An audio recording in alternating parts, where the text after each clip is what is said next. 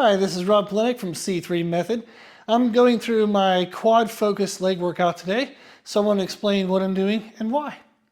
The first thing I start with is leg extensions. I'll do my warm-up sets, and between each warm-up set, I'll do a quad stretch as you see here. The benefit of this is it releases some of the muscle tension that we have in our quadriceps and hip flexor, which can be common when people sit most of the day. We want to release that tension. This is going to help release any stiffness or pulling on our kneecap. So you'll notice that you're going to have less knee pain associated with leg extensions and lower body movements like squats, lunges, step-ups. So this is quick. Pretty simple to easy setup. I just set up roll pads in my rack here. If you don't have this type of setup, you can just use J cups you would normally rest a barbell in and use a foam roller. They make hollow foam rollers that you can slide over the barbell and set it up at this height. You can even just do a regular bar, wrap a towel around that. It's not gonna be as comfortable, but it's still an option. This is basically what's called a standing couch stretch. So if you're on YouTube, you can search for a variation of that for the equipment that you have. I usually do about 1 to 2 minutes per side, and I'll do 3 total sets. With this, we're basically going to set our shin against the pad. I want to keep my body in a nice upright position. I'm going to make sure my hips are turned straight, so I'm getting a nice full stretch. Again, about 1 or 2 minutes, I'll do this alternating between the warm-ups and the leg extensions. It's a great way to get everything moving and grooving like it should, and as I said, it can help alleviate some knee stress that you might feel in your lower body movements. As I mentioned, paired with the stretches were my warm-ups with leg extensions. I usually do sets of 20 to 30 reps on the warm-ups. That is high reps, but I like that because it pushes a lot of fluid through the muscles, and combined with those stretches, everything feels nice and loose and ready to go. I don't feel any connective tissue pains or strains when I get into my heavier weights for leg extensions. Now with this, I'll usually focus on sets of 10 to 20 reps. I find that 10 is plenty heavy enough to get a heavy stimulus, but still stay safe.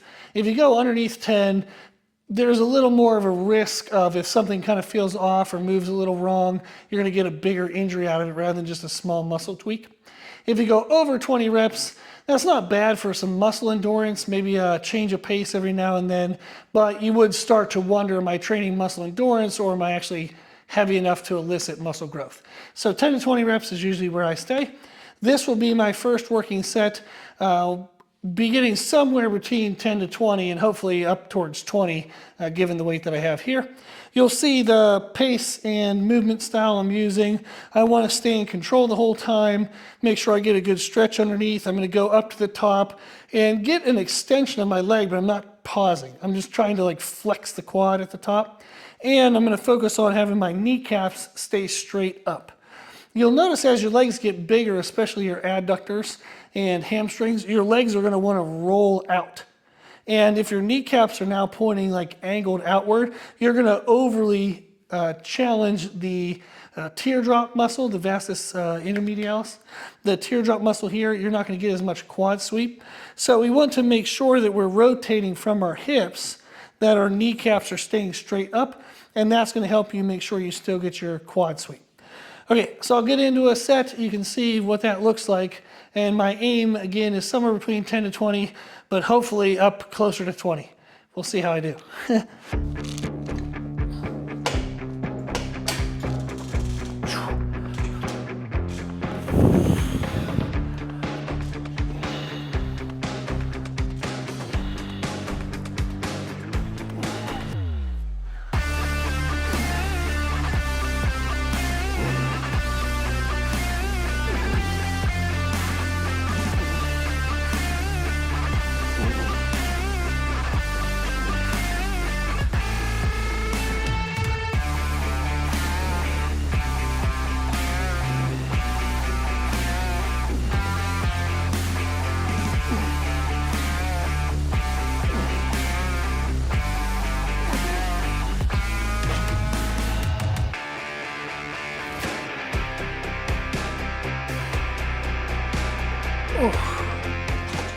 Okay, ooh, that's a nice burn.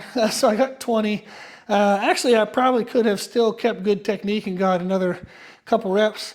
So I'll mark this weight. This used to be the start of my working sets, and now it looks like I'll be able to bump this up 5 pounds next week and still be able to get towards that top end of the 20. But that's what my working sets will look like. Give myself a breather. I'll do a couple more, and then I'll film my very last one so you can see what the intensity looks like on the last set. Okay, this is the last working set. You can see what the intensity looks like whenever the weight actually goes all the way to good form failure.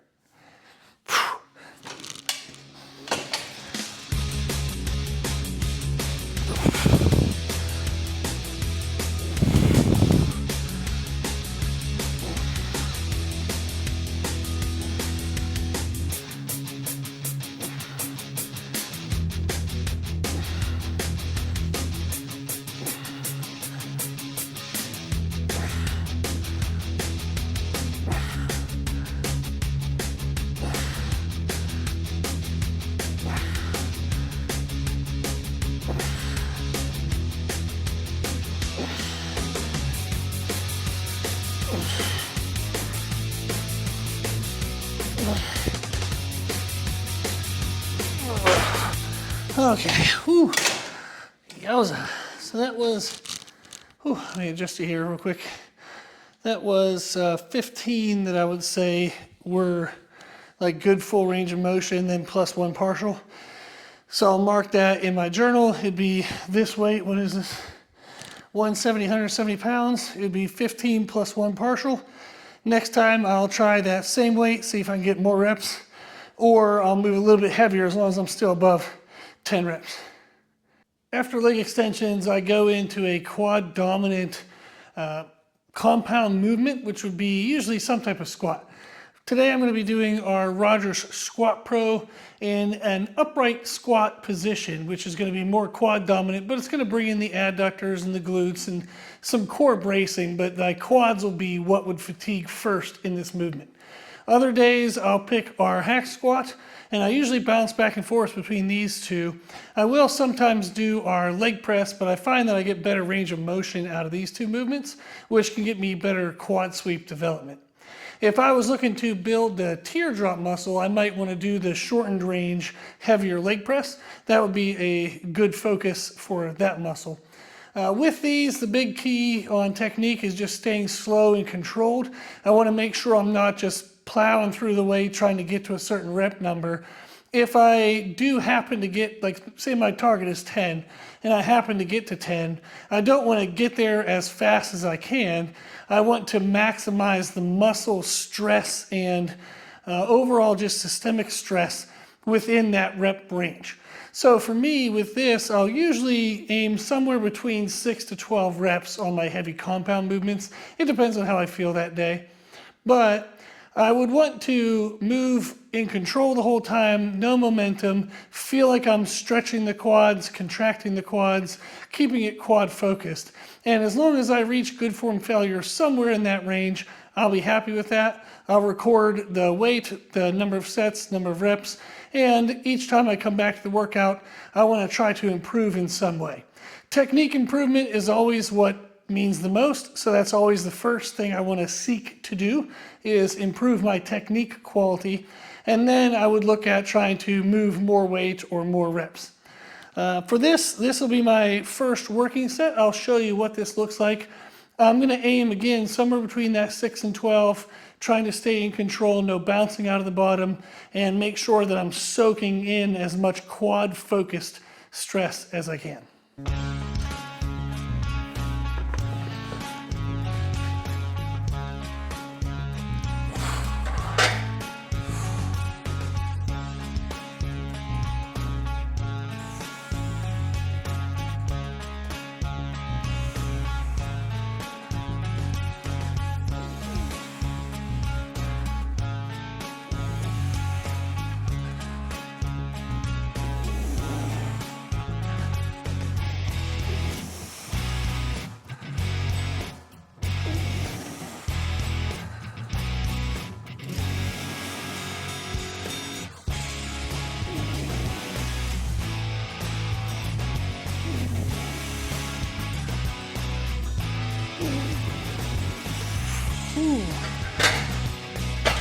Okay. Whew, I think I got 11. It's an odd number, but on the 10th and 11th rep, I could feel that my knees were wanting to come in a little bit, and I was going to be over relying on the teardrop, not getting the quad sweep that I really want. So I would rather stop there and make sure that of the reps I do, they stay in the targeted area.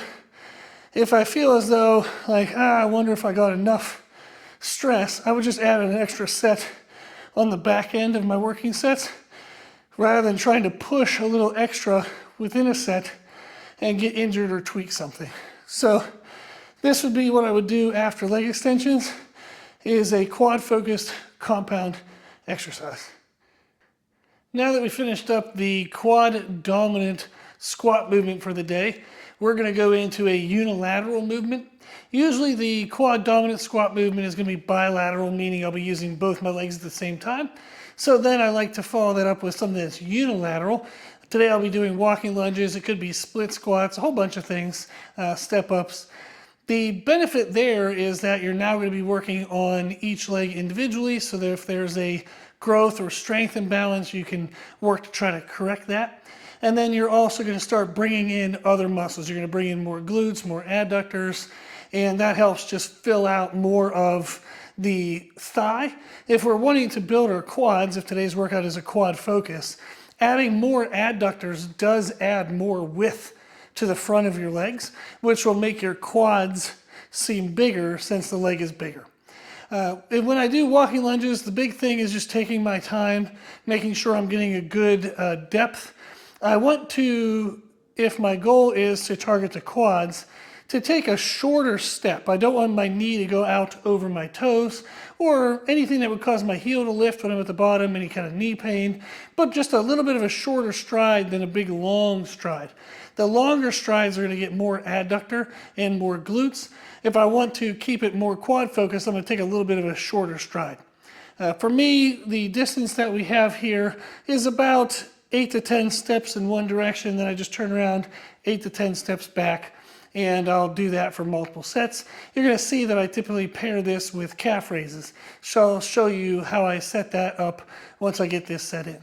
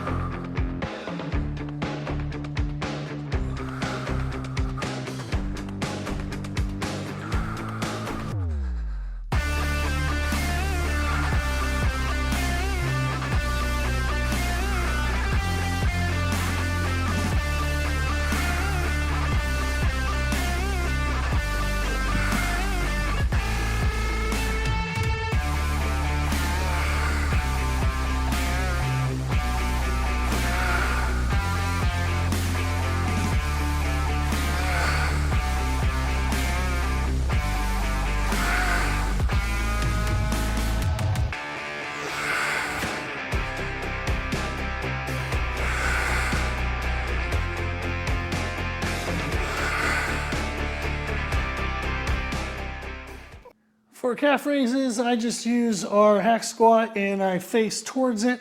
I also have a Rogue metal wedge. This is a 10-degree wedge that Rogue sells.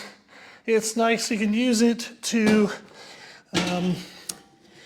basically mimic, if you were going to put your heels on it, you can mimic the height of Olympic lifting shoes.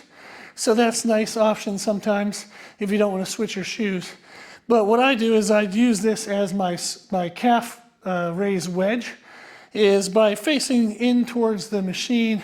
That gives me enough of a stretch at the bottom that I feel like I can get a good calf engagement. But since it's flat, it's nicer on the balls of your feet. I tend not to get as much pain in my feet when I use a flat thing like this, rather than like a squared off wedge that kind of digs into the balls of your feet. With these, I just go nice and slow. I focus on 10 to 20 reps. I realized right now I won't be able to have the mic in a good position. So I focus on 10 to 20 reps, nice, slow, controlled motion. I've tried everything under the sun for calves. Train them every day in the row for 100 days. I've trained them once a week, twice a week, 3 times a week, heavy, light, whatever. And I find that really if you're just consistent with some painful stimulus, you're gonna do fine. So I do my calves on back-to-back days. My current rotation is push day, pull day, hamstrings and glutes, and then quads. So I'll do calves on hamstrings and glute day and quad day. And then they get 2 days off in push and pull, and then right back to another 2 days. That frequency has been working well for my whole body as well as the calves. Okay, so I'll go ahead and get a set in, slow controlled motion, focus on quality, not quantity.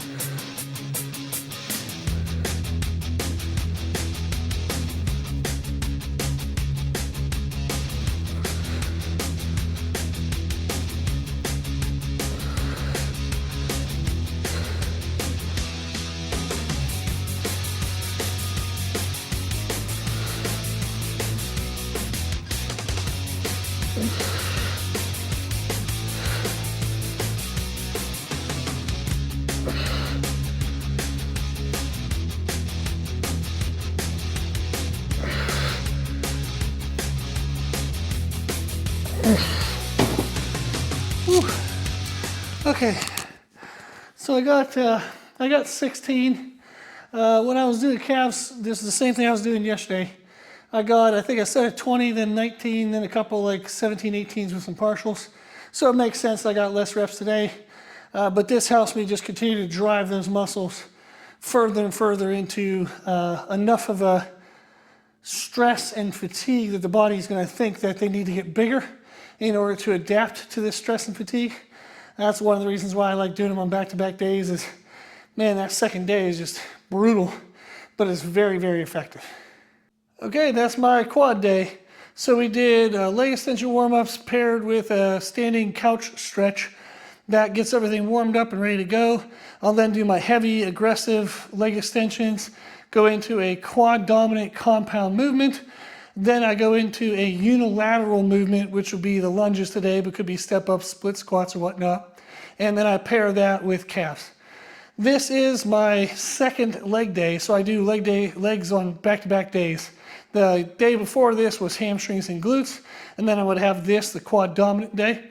Next week's video, I'll come back and show you the hamstring and glute day so you can see how I structure that. And between this week, next week, and the previous 2 weeks, you can see my current 4-day rotation, which is push day, pull day, hamstrings and glutes, and then quads. And then I just repeat.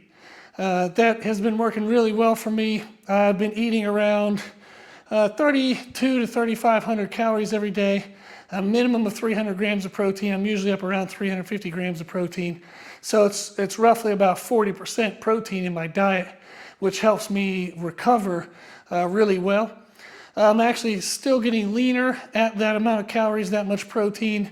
I'm currently sitting in around 252, 253, and my last DEXA puts me at around 12% body fat. There's a lot of, ups and downs all the time in body weight and body fat percentage and whatnot, depending on hydration and things, but that gives you a ballpark of where I'm at conditioning-wise and body-wise. So this is what I'm doing. It's working well. I'll continue to make weekly videos, so you'll see if I update anything along the way. If you have any questions, if you have any requests, just let me know in the comment section below. I appreciate you watching. Thank you very much.